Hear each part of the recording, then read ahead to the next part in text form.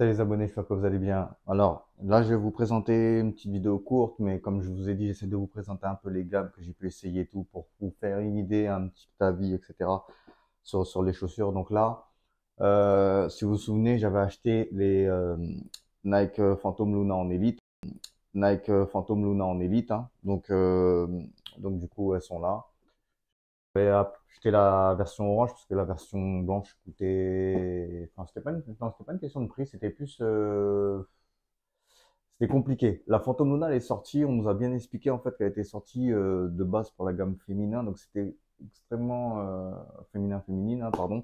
Mais c'était compliqué par rapport en fait surtout au pied. J'avais pris beaucoup de renseignements et en fait c'est par rapport à la forme du pied, hein. Les pieds féminins en général sont beaucoup plus fins, donc c'était très compliqué de se dire de prendre une chaussure, qu'est-ce que ça va donner, qu'est-ce que ça va et c'est pour ça. Après, quand un petit peu plus avec le temps, si vous vous souvenez, il y a les rouges qui sont sortis. Après, il y a eu ceux-là ou l'inverse. Mais le truc, c'est que vraiment, il fallait que je vois des pros les porter et tout avant pour voir s'ils faisaient un peu le mix des deux. Parce que même quand on voulait choisir les blanches, si vous vous souvenez, blanche et orange que je mets en image, le truc, c'était vraiment que même dans les tailles, en fait, elles correspondaient aux tailles féminines. Et on avait fait une conversion pour le masque. Donc c'était trop compliqué. Donc forcément, j'ai voulu attendre. Donc voilà, donc je les ai achetés, j'ai essayé. Donc dans un premier temps, quand elles sont arrivées vraiment full orange pétant. Vraiment, c'est le truc. Du coup, voilà, cette surface-là était brillante, là c'était brillant. Là, vous le voyez bien, hein, comme je vois, on n'est plus sur le cas. C'est vraiment et pourtant, ils n'ont pas énormément d'utilisation. Ouais, je crois que je les ai utilisés peut-être 5 fois. Et voilà, ça c'est vite parti. Mais après, ça, c'est quelque chose que je tiens à souligner. Nike le précise bien. Le précise bien que les surfaces, tout ce qui est surface brillante sur leurs chaussures, etc., que ça va s'estomper. Ça, c'est quelque chose, ils le disent bien. Donc, il n'y a pas de surprise générale par rapport à ça. Après, le truc, c'est que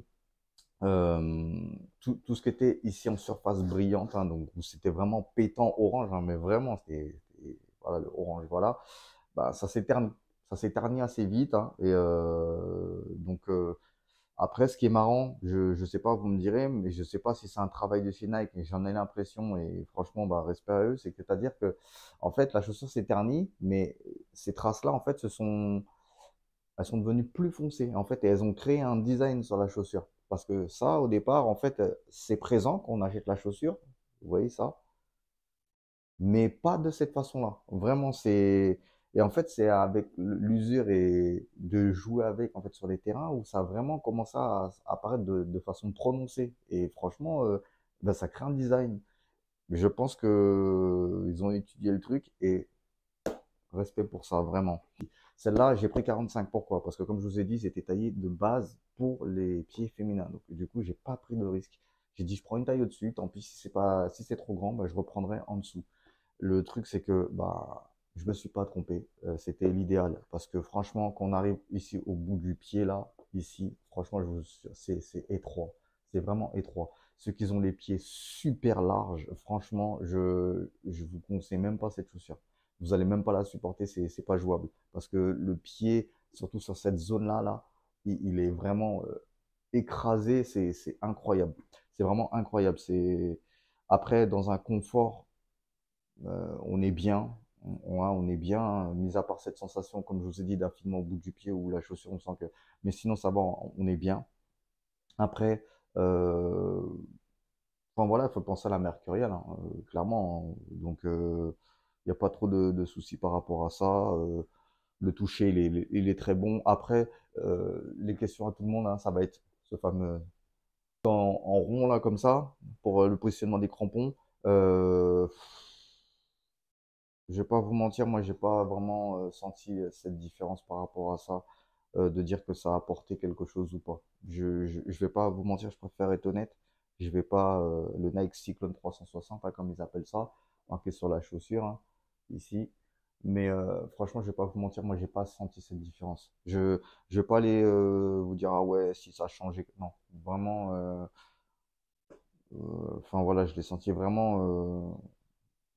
Comme cette chaussure classique, j'ai pas senti que j'allais plus vite, j'ai pas senti que mon déplacement euh, où mon décalage ou de mon crochet ou quoi que ce soit était beaucoup plus, non. Vraiment, honnêtement, enfin, voilà, c'est vraiment, pour moi, c'est la chaussure en fait qui change dans son design, hein, avec le Nike sur le côté, et puis enfin, voilà, mais c'est pas, non, moi je vous mens pas, j'ai pas senti cette différence. Je préfère être honnête.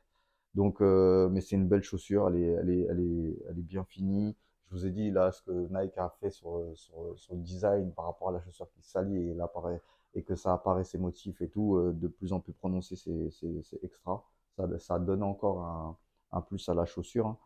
En plus, ça me faisait rire parce qu'au début, je frottais, je me dis, mais c'est pas possible et tout, et vraiment, mais c'est trop drôle. Mais c'est super bien pensé. Après, la chaussure, elle a l'air solide. Je vais pas vous mentir, j'ai pas, voilà, pas d'ouverture, pas craqué, rien et tout. Donc, non, franchement, non, non, il n'y a rien à dire. Donc voilà, si un jour vous êtes tenté par la Phantom Luna, pensez vraiment, là, cette fois-ci, c'est une taille au-dessus. Pas le choix, voire même, pour certains, ça sera même une taille et demie au-dessus. Hein, ouais, il faudra vraiment pas se tromper, quoi. Donc, du coup, voilà, parce que sinon, vous allez être bon pour la renvoyer, c'est sûr et certain. Et même quand vous allez penser que ça va le faire, ça ne le fera pas du tout.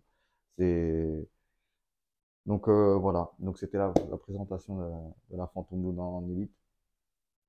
Donc, voilà. Moi, si je dois lui donner une note, ce serait ce sera un 6 sur 10. Donc, enfin, voilà, parce que forcément, quand on sort une autre gamme, on s'attend à autre chose. Pas simplement du design, on s'attend vraiment à... Moi, personnellement, quand je l'ai acheté, je m'attendais à autre chose. Je me suis dit, voilà, tu vois, le 360, là, je me suis dit, ah ouais. Et je m'attendais à autre chose, mais en fait, non. Non, enfin voilà, après, vous me direz, vous, en commentaire, si vous avez trouvé quelque chose de plus par rapport à ça, même pas moi. Moi, personnellement, j'ai pas, j'ai pas ressenti ce plus, ce grip, ce que vous voulez ou quoi qu'est-ce. Donc, donc voilà, pour moi, j'ai même ressenti des moments où justement, j'avais pas cette accroche parce que moi, je suis un joueur qui se sert beaucoup de l'appui avant de ses pieds, hein, pour la vitesse. Donc, j'ai même pas ressenti, j'ai même pas eu comment je pourrais vous expliquer ça, ce truc où vraiment on accroche le terrain pour se propulser vers l'avant et tout. Non, vraiment, donc, enfin voilà, après, c'est peut-être pas la chaussure aussi faite pour ça, hein, donc voilà, mais voilà, moi ça reste mon avis, et au moins, enfin j'espère que j'aurais pu en aider certains. Et puis si vous avez d'autres questions, vraiment n'hésitez pas, et puis voilà. Allez, Zabo, allez, à la prochaine.